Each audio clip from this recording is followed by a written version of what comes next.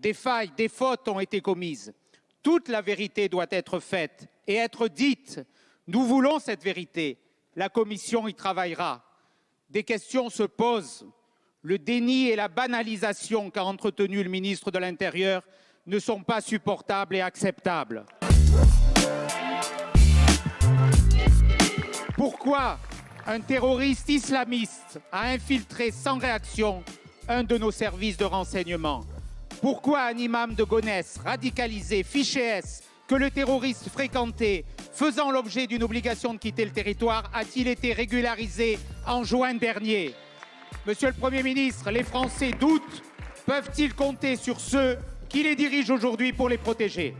Je suis le chef du gouvernement et j'assume, au nom du gouvernement, tout ce qui a été fait dans l'État. Nous devons en permanence, resserrer les mailles du filet, passer un tamis de plus en plus fin.